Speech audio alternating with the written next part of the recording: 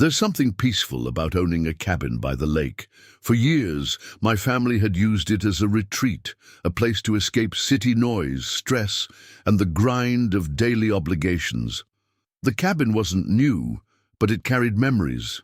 Summers, spent fishing, autumns watching the leaves fall, winters huddled by the fire. It wasn't just a building, it was our legacy.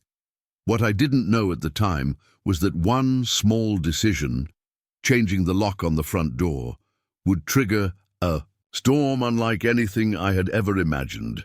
The Homeowners Association had been a quiet background presence for most of our ownership. Sure, they sent out newsletters, slapped fines on neighbors over weeds or trash cans, and barked about paint colors, but we had largely stayed off their radar. That all changed the day my wife decided to replace the cabin's old, rusty lock. It was a reasonable decision. The original lock was decades old and jammed more often than it worked. My wife, meticulous and responsible, saw it as a safety concern. She wanted to ensure that when we weren't around, no one could wander in. With contractors already out that week, she asked one of them to install a modern deadbolt. It was simple, routine, and entirely within our rights, or so we thought. The HOA, however, saw it differently. They treated the lock as if it were a violation of their sacred covenant. By the next morning, there were papers pinned to the cabin's door. A notice of violation stamped in red. The letter claimed we had altered the property exterior without prior approval. To anyone else, that might sound ridiculous, but in the twisted world of HOA politics, it was deadly serious. They demanded immediate removal of the lock, restoration of the original, and threatened fines of up to $500 per day. When my wife found the notice, she didn't panic. She wasn't the type to bow under pressure. She simply folded the paper, tucked it into her bag, and went about her day. But the HOA wasn't finished. By noon, 2 board members were standing in front of the cabin, pointing at the lock as though it were some illegal fortress. They scribbled notes, took pictures, and muttered about enforcement. Still, my wife remained calm. She didn't engage with them, didn't offer explanations, and certainly didn't unlock the door for their so-called inspection. That decision lit the match. The next morning, while I was at work in town, I got the call. My wife's voice was steady but tinged with irritation. "They called the cops," she said. At first I thought she was joking, but no. While she had been unpacking groceries inside the cabin, a squad car rolled up the gravel driveway. 2 HOA members stood outside, waving frantically, insisting there had been unauthorized alterations and refusal to comply. The officers, unsure of the bizarre situation, approached cautiously. From the kitchen window, my wife watched it unfold. The HOA board members gestured toward the lock, claiming it was evidence of non-compliance and trespassing against HOA authority. They wanted the police to force entry, remove the lock, and cite her for obstruction. It was surreal, like watching a parody of suburban drama, except it was happening in real time at our family's cabin. The officers knocked, requesting that my wife open the door. She didn't hesitate.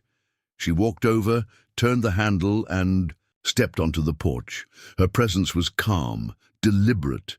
The officers explained the HOA's complaint. They asked questions, clearly uncomfortable with the absurdity of being called out for something as trivial as a lock change. That was when everything shifted. My wife listened quietly, then reached into her bag. Slowly, she pulled out a leather badge wallet and held it open. The sunlight caught the metal as she presented it, steady and unwavering. She wasn't just my wife. She was a federal agent. The HOA board members froze. Their chatter evaporated. The smug expressions drained from their faces, replaced with pale disbelief. The police officers glanced at one another, realizing instantly that they had been pulled into something unnecessary, petty, and entirely fabricated. My wife didn't raise her voice, didn't flaunt her authority. She simply let the badge speak for itself. In that instant, the power dynamic flipped. The HOA, so used to bullying homeowners into submission, suddenly found themselves cornered. They hadn't just harassed an ordinary resident, they had tried to intimidate someone who upheld the law on a national level. And the best part? She wasn't the type to let it slide. The cops quickly de-escalated. They told the board members this wasn't a police matter, that no crime had been committed, and that wasting public resources over a lock could be considered filing a false report. The officers left, shaking their heads at the absurdity. My wife stood on the porch, arms crossed, watching the board members stammer excuses before retreating down the driveway. But as anyone who has dealt with a power-hungry HOA knows, they weren't finished. They never are. The humiliation of being exposed, especially in front of law enforcement, only made them more determined. That night, new notices appeared. The fines multiplied, threats escalated. They began citing us for unrelated issues, lawn length, deck paint, even unauthorized curtains, visible through the windows. It was clear they had declared war. My wife, however, wasn't intimidated. She kept each notice, documenting everything. She knew how to build a case, and she was already planning her next move. What the HOA didn't realize was that by trying to crush us over a lock, they had picked a fight with someone who was not only unshakable, but also fully prepared to dismantle their power play from the inside out. The storm had only begun. And in that moment, standing outside the cabin with papers flapping in the wind, I realized one thing. The HOA had no idea who they were dealing with. The morning after the police were called, the cabin's porch looked like a bulletin board for hostility. New violation. Slips fluttered under the weight of rocks. Taped notices plastered the windows, and a certified letter had been shoved under the door. It was clear the HOA had declared open war. To them, my wife's badge hadn't been a warning, it had been a humiliation. And people like that rarely forgive being embarrassed. The charges they leveled against us were laughable, but they carried a dangerous undertone. According to the papers, we were in violation of at least 7 different community rules, each carrying escalating daily fines. They claimed our lawn was too long, though it was neatly trimmed. They said our deck had been painted without prior approval, though it hadn't been painted in years. They even claimed the curtains visible from the street were non-compliant with community uniformity standards. Every accusation was more absurd than the last, but each was delivered with the same threat: pay the fines or face legal action. My wife didn't flinch. She laid every notice on the kitchen table, lined them up in order, and began documenting. Photos, timestamps, records, she treated it like a case file. Where I saw harassment, she saw evidence, and she knew exactly how to use it. The board wasn't subtle about their intent. Within days, board members began loitering near the cabin. They would park across the street, sit in their cars, and watch.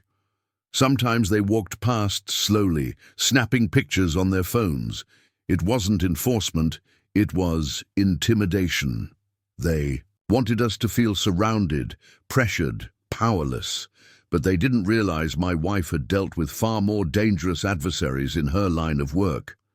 A few nosy neighbors with clipboards weren't about to scare her. Still, the harassment escalated. On the 3rd day, we received a letter from the HOA's legal committee, threatening to put a lien on our property if fines weren't paid immediately. The amount they claimed we owed had already climbed past $10,000. $10,000 for a lock, a lawn, and imaginary curtain violations. It was extortion dressed up in official letterhead. That night, I found my wife in the cabin study, surrounded by folders and binders. She was cross-referencing HOA bylaws with county property codes, highlighting sections, writing notes in the margins.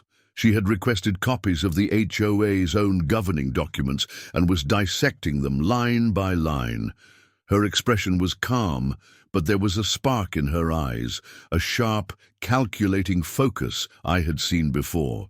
It was the same look she had when she was piecing together a case at work. The HOA thought they were fighting a homeowner. What they didn't know was that they had cornered a federal agent trained to dismantle entire operations brick by brick. Within a week, my wife had built a timeline of the HOA's harassment. She had photos of board members trespassing, audio recordings of them shouting from the street, and detailed evidence of every false violation they issued. She even uncovered inconsistencies in their own filings, rules they were enforcing on us that weren't applied to anyone else in the neighborhood. In short, she had begun building a case not of a homeowner breaking rules, but of an HOA abusing power. But the board didn't back down. Instead, they escalated further. One afternoon, as I was chopping firewood out back, I heard raised voices at the front of the cabin. By the time I rounded the corner, I saw 3 board members standing on the porch, waving papers and shouting through the door. My wife was inside, ignoring them. When they realized she wasn't going to open up, they tried the doorknob. Finding it locked, they began pounding harder, demanding entry. It was trespass, plain and simple, but they didn't care. To them, authority wasn't something written into law. It was whatever they could enforce through intimidation. When they finally noticed me approaching, their tone shifted. They claimed they were conducting an inspection. They said we were conducting an inspection. They said we were required by covenant to grant access, but their voices cracked under the weight of their own desperation. They weren't inspectors. They were neighbors with inflated titles, trying to exert control they didn't actually have. I didn't argue. I didn't need to. I simply pulled out my phone and began recording. The moment the camera was on, their posturing collapsed. They muttered excuses, shuffled their papers, and backed down the steps. It was the first time I saw fear in their eyes. Not fear of us, but fear of exposure.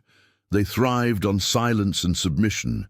The moment their behavior was recorded, they lost their shield.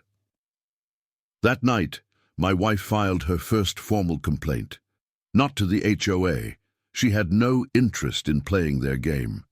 She sent it directly to the county sheriff's office, complete with photos, timestamps, and written statements. She knew the law, and she knew exactly which statutes the board had violated. Harassment, trespassing, false reporting, abuse of authority. But even as she took that step, she knew it wasn't enough. The HOA had resources, a war chest funded. By years of member dues, they could drag out legal battles, bury us in paperwork, and bleed us dry with attorney fees. If we wanted to stop them, we couldn't just defend ourselves. We had to go on offense. So my wife shifted strategies. She began reaching out quietly to other homeowners in the community. Late-night phone calls, discreet conversations at the local grocery store, even casual chats at the gas station. She wanted to know if we were the only ones, or if others had been harassed, fined, or bullied the same way. The stories poured in. Families fined for planting the wrong flowers. Elderly. Couples threatened over mailbox colors. A single mother who had been slapped with thousands in penalties for parking in her own driveway. The board's behavior wasn't new, it was a pattern. They had built their power on fear, and most people had simply paid up to avoid confrontation. But now my wife was connecting the dots.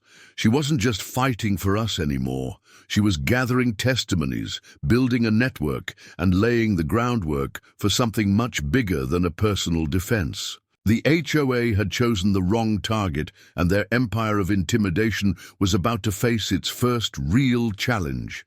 Still, the board wasn't finished. Just when we thought they couldn't escalate further, they made their boldest move yet. A letter arrived by certified mail, stamped with urgency. It wasn't just another violation, it was a formal notice of intent to foreclose on the cabin. They claimed unpaid fines gave them the right to seize the property outright. It was the ultimate power play, and it was the spark my wife had been waiting for, because now the battle wasn't just about a lock, it was about the future of every homeowner under their rule. and my wife was ready to strike back with everything she had. The foreclosure notice was the final straw. It was printed on heavy paper, sealed with official stamps and worded with the smug confidence of people who believed they were untouchable. According to the letter, we owed the HOA more than $20,000 in fines. If the balance wasn't paid within 30 days, they would move to seize the cabin. They weren't just trying to punish us anymore, they were trying to take everything. For most families, that kind of threat would have been the end. People would have panicked, scraped together whatever they could, or quietly surrendered to protect their homes. That's exactly how the HOA maintained control. They counted on fear. But my wife wasn't afraid. She looked at the letter the way a hunter looks at tracks in the snow, evidence leading to prey that didn't realize it was being stalked. Her plan was simple in design, but devastating in execution. Shine a light on everything the HOA had tried to keep in the dark. The first step was organization. My wife didn't just have stories from neighbors, she now had a growing list of victims. Each had endured years of fines, threats, and intimidation. Many were elderly or single parents who had paid thousands just to be left alone. Some had nearly lost their homes. Their fear had kept them isolated. But once my wife began connecting them, something shifted. They realized they weren't alone. She set up quiet meetings, sometimes at the local diner, sometimes at someone's living room table. People shared their stories while she took notes, recording dates, amounts, and details. By the end of the first week, she had compiled a binder thicker than the HOA's own bylaws. It wasn't just anecdotes anymore. It was evidence of a pattern of abuse. Meanwhile, the board doubled down. They sent daily emails, left voicemails with escalating threats, and mailed new violation slips every other day. Each notice only strengthened the case. Each fine became another brick in the wall my wife was building against them. Where they thought they were drowning us in paperwork, they were actually providing us with ammunition. Word began to spread through the neighborhood. Some homeowners were hesitant, afraid of retaliation. Others were emboldened, inspired by the fact that someone was finally standing up. Slowly, a coalition began to form. People who had never spoken to each other before were suddenly united by a common enemy. It wasn't just about the cabin anymore. It was about freedom from a group of petty tyrants who had turned a lakeside community into their personal kingdom. The second step in my wife's plan was exposure. She knew the HOA thrived in secrecy, burying complaints in fine print and hiding their actions behind legal jargon. So she began documenting publicly. She created a shared online folder where neighbors could upload photos, letters, and notices. She built a timeline that showed years of misconduct. And she reached out quietly to local journalists, hinting that a story of small-town corruption was brewing just under the surface. The board didn't realize what was happening, at least not at first. They were too focused on us, too blinded by their obsession with the lock and their desire for revenge. But cracks began to show. At one HOA meeting, several homeowners demanded answers about the foreclosure threats. Another questioned the legality of the fines. For the first time in years, the board found themselves on the defensive. Still, they weren't ready to surrender. Instead, they tried to discredit my wife. They circulated rumors, claiming she was a troublemaker, that she was anti-community, that she didn't understand how things worked. But their whispers couldn't erase the badge she had already shown. And the more they attacked her, the more people rallied to her side. By the second month, the coalition had grown strong enough to call for a special homeowners meeting. Under the bylaws, if enough members petitioned, the board was required to hold one. My wife helped organize the petition, collecting signatures quietly, methodically. When the board received it, their arrogance faltered. They scheduled the meeting reluctantly, convinced they could control the narrative. But my wife was ready. On the night of the meeting, the community hall was packed. Neighbors filled every chair, standing along the walls, even spilling out into The hallway. The board sat at their table up front, papers stacked neatly, faces stiff with forced confidence. They expected the usual routine: announce violations, read financial reports, silence dissent. Instead, my wife walked to the front carrying her binder. She didn't raise her voice or pound the table. She simply began laying out the evidence. She showed photos of violation slips taped to doors. She read letters threatening foreclosure over trivial infractions. She presented testimony from homeowners who had been fined thousands for imaginary offenses. One by one, she exposed the lies, the inconsistencies, the abuses of power, and she did it with precision, calm, factual, undeniable. The room grew restless. People murmured, then shouted. Questions flew. Why were fines so high? Where was the money going? Why were rules enforced on some but not others? The board tried to respond, but their answers crumbled under the weight of documented proof. Every attempt at justification was met with laughter, boos, or more demands for transparency. For the first time, the board wasn't in control. The fear they had relied on for years was gone. In its place was anger and unity. By the end of the night, a vote was called. The coalition my wife had built demanded a full audit of HOA finances, a freeze on new fines, and the removal of 2 board members who had spearheaded the harassment.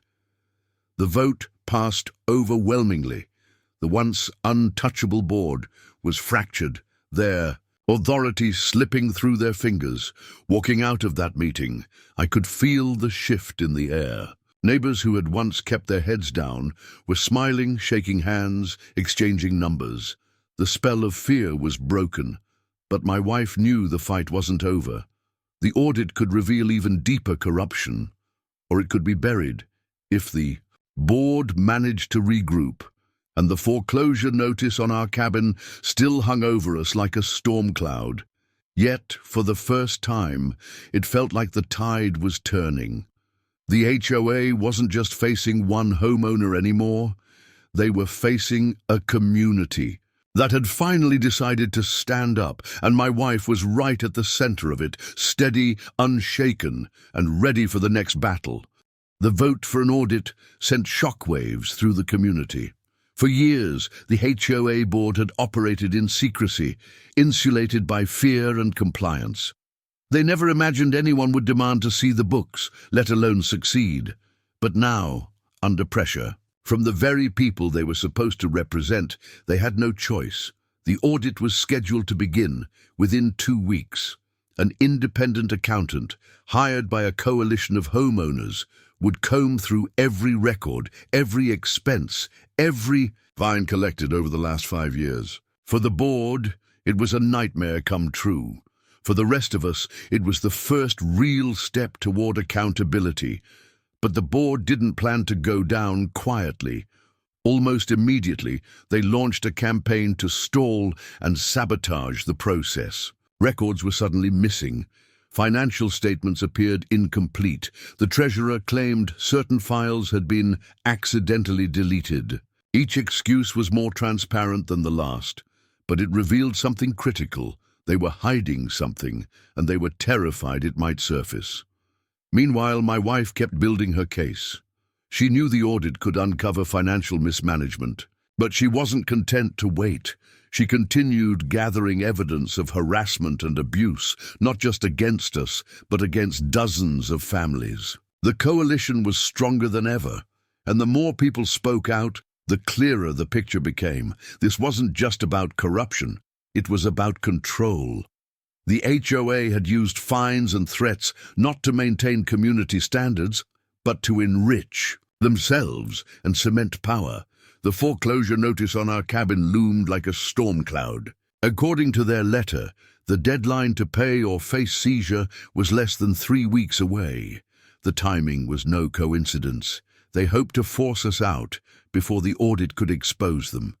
It was their last-ditch attempt to silence us by making an example of us. But my wife was already 2 steps ahead. She filed a formal challenge with the county clerk's office, disputing the foreclosure and attaching copies of every violation notice as evidence of fraud. She backed it with sworn statements from neighbors, proving the board had fabricated charges. She didn't just fight the foreclosure, she made it a legal landmine that could blow back on the board if they pushed too far. And then the audit began. The accountant, a no-nonsense professional with decades of experience, arrived at the community hall with a team of assistants. They set up tables, spread out laptops, and requested full access to the HOA's financial records. The board tried to delay, claiming they needed more time to organize. The accountant didn't flinch.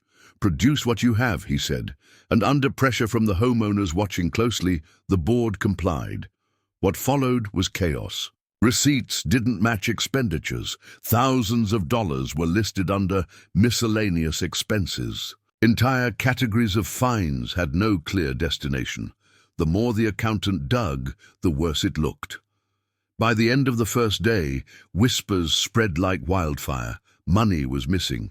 Neighbors huddled in small groups, muttering about years of unexplained increases in dues, sudden surges in fines, and projects that had been promised but never completed. Where had the money gone? The answer began to emerge on the second day. Buried in the records was a trail of checks written to shell companies, businesses, registered under names suspiciously similar to those of board members' relatives. Landscaping contracts that never resulted in actual landscaping. Maintenance fees charged for repairs no one had ever seen. Even credit card charges from out-of-state resorts, all billed to the HOA account. It wasn't just mismanagement. It was theft, systematic, deliberate, and carried out over years. When the accountant presented preliminary findings to the coalition, the room erupted. People were furious. Some shouted for resignations, others demanded police involvement. For the first time, the board members looked visibly shaken. Their arrogance had cracked, replaced by the realization that they might be facing more than angry neighbors. They might be facing criminal charges. But desperation makes people dangerous. And the board still had one weapon left: intimidation. That night, our cabin was targeted. We woke to the sound of gravel crunching in the driveway. Headlights swept across the windows. When I stepped onto the porch, I saw a car idling at the end of the drive. The moment I lifted my phone to record, it sped off into the darkness. The next morning, our mailbox was ripped from the ground. A pile of violation slips, dozens of them, was dumped on the porch like a threat. My wife didn't flinch.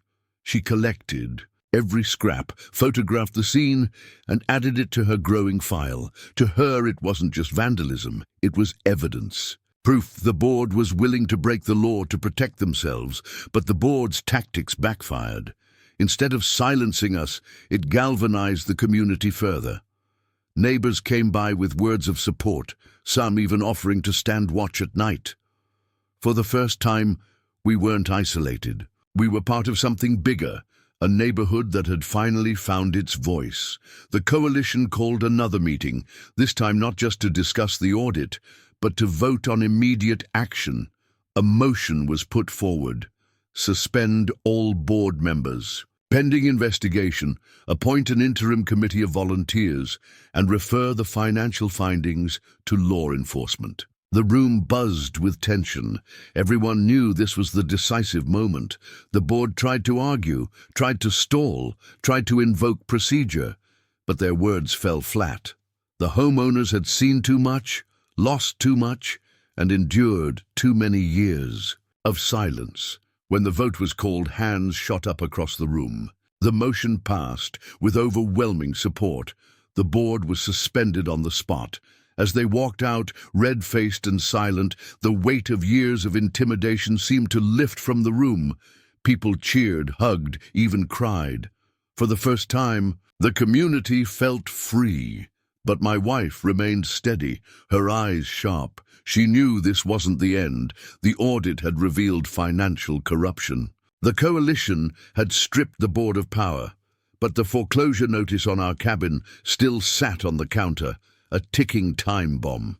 And unless it was destroyed completely, the board, or what was left of it, could still try to use it as leverage. The fight wasn't over. It had simply moved to the next battlefield, the courts, and that was where my wife excelled most. The suspension of the board was a victory, but it didn't erase the foreclosure notice pinned to our lives. That single document carried the weight of everything the HOA had tried to do to us. Even stripped of power, the remnants of the board still had lawyers, still had paperwork filed with the county, and still had the audacity to claim they could seize our cabin. My wife knew the only way to end it was to bring the fight into the legal arena and win.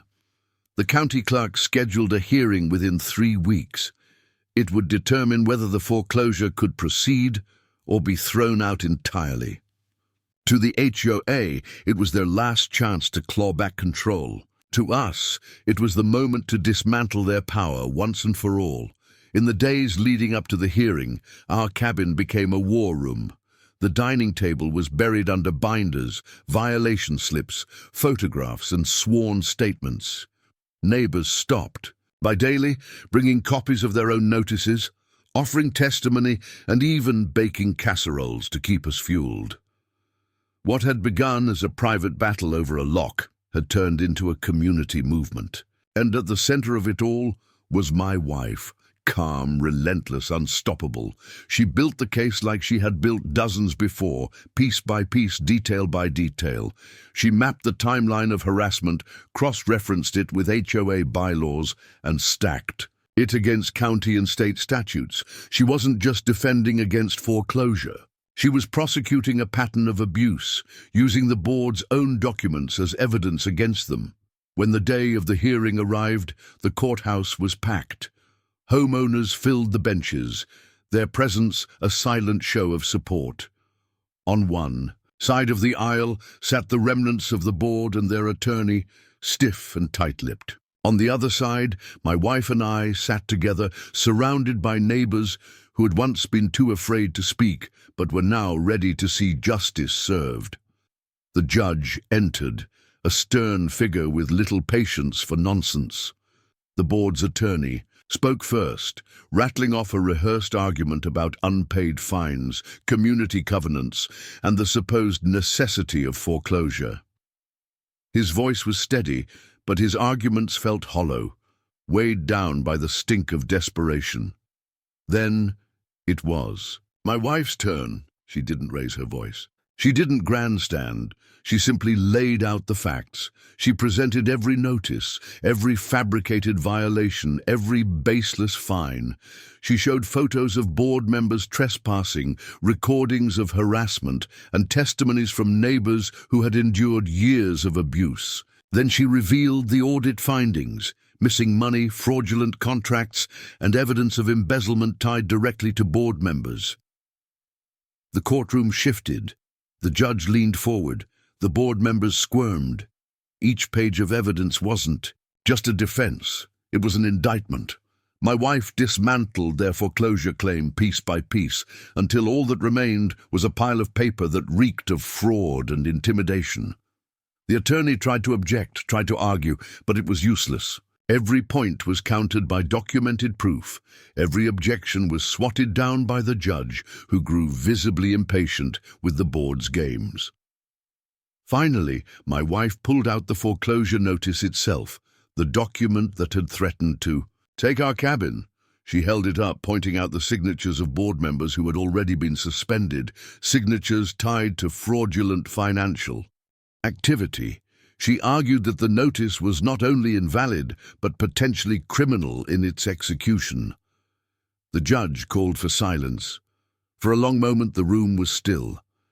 Then he spoke. The foreclosure was dismissed.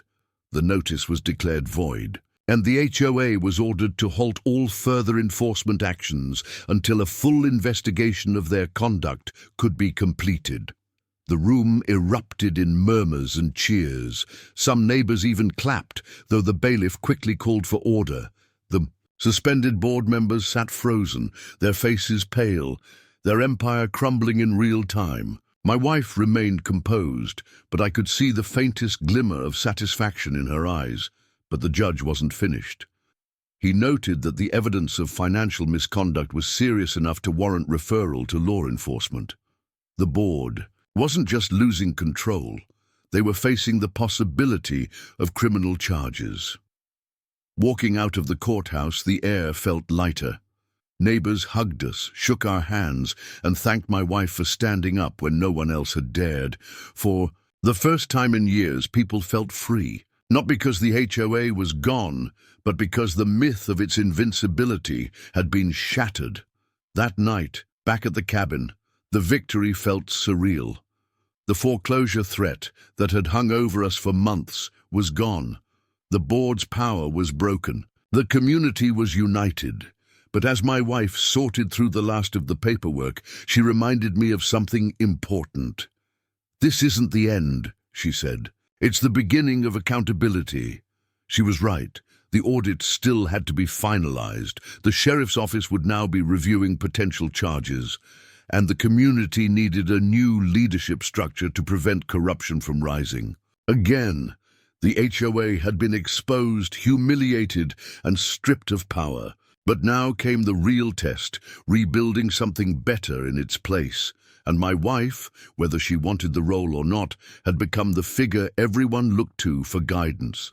The fight had started with a lock. But now it was about legacy, justice, and ensuring no one in the neighborhood would ever have to fear a piece of paper taped to their door again. The battle was won. The war to rebuild had just begun. The weeks following the courtroom victory felt different. For the first time in months, the cabin was quiet, not the uneasy silence of waiting for the next threat, but the true calm of peace. No more notices taped to the door, no more headlights in the driveway, no more constant fear of losing what was ours. But the battle had left its mark, and the ripples of what happened were still spreading across the entire community. The audit, finalized soon after the hearing, confirmed what everyone already suspected. Hundreds of thousands of dollars in homeowner dues had been siphoned off over the years. Fake contracts, shell companies, personal expenses disguised as community projects. The corruption ran deeper than anyone imagined. The board members, once so smug and untouchable, now faced something far more intimidating than angry neighbors: law enforcement. The county sheriff's office launched a full investigation. Subpoenas were issued, bank accounts were frozen. Former board members were called in for questioning, some escorted out of their homes in handcuffs. The same people who once strutted around with clipboards and threatened families over mailbox paint now sat across from detectives, sweating under fluorescent lights, trying to explain where the money had gone. Neighbors who had been silent for years found their voices. They came forward with stories of intimidation, threats, and financial hardship caused by the board's tactics. What had once been isolated whispers was now a chorus of testimony. The truth was undeniable. And through it all, my wife remained steady. She wasn't interested in revenge or personal glory. She wanted accountability. She worked closely with investigators, sharing the meticulous case file she had built. Her binder of evidence, every notice, every photo, every statement, became the backbone of the investigation. At the same time, the community began to rebuild. With the old board suspended and disgraced, an interim committee of volunteers stepped in. For the first time in years, meetings were open and transparent. Homeowners actually had a say in decisions. Instead of fines and threats, discussions centered on real improvements, fixing the community dock, repairing the playground, organizing neighborhood events. People who once avoided each other now gathered to talk, laugh, and plan. The fear that had hung over the neighborhood like a shadow was gone. In its place was something that had been missing for years: trust. The foreclosure notice on our cabin, once a symbol of everything the HOA had tried to take, was now framed in the study. not as a reminder of fear, but as proof of victory, a relic of the time when a group of bullies tried to seize what wasn't theirs and failed. But perhaps the most powerful change was in the people themselves. Neighbors who had once bowed their heads and paid fines without question now stood tall. They had seen what was possible when someone refused to be intimidated. They had seen that power wasn't absolute. It only existed when people allowed. The former board members faced their reckoning. Several were indicted on charges of fraud, embezzlement, and abuse of authority. Some accepted plea deals, others fought in court, but the damage to their reputations was irreversible. The days of strutting around as self-appointed kings of the neighborhood were over. One evening, as we sat on the porch overlooking the lake, I asked my wife if she ever regretted showing her badge that day. If she ever thought it would have been easier to just replace the lock with the old one, pay the fines, and keep the peace. She shook her head. It was never about the lock, she said. It was about control. If we gave in, they'd never stop. Not with us, not with anyone. She was right. What started as a simple home repair had become a turning point for an entire community. A lock had sparked a storm, but that storm had washed away years of corruption, fear, and abuse.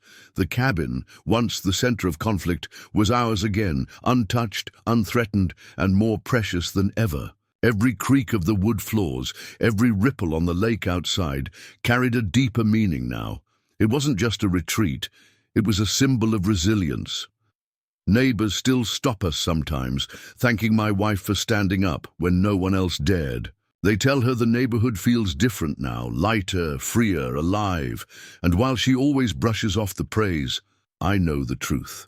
Without her, nothing would have changed. The HOA had called the cops on her for changing a lock. They had tried to intimidate her, fine her, bankrupt her, and seize our home. But when she flashed her badge, it wasn't just a symbol of her authority. It was a reminder that the law, the truth, and courage were on our side. And in the end, that was what toppled them.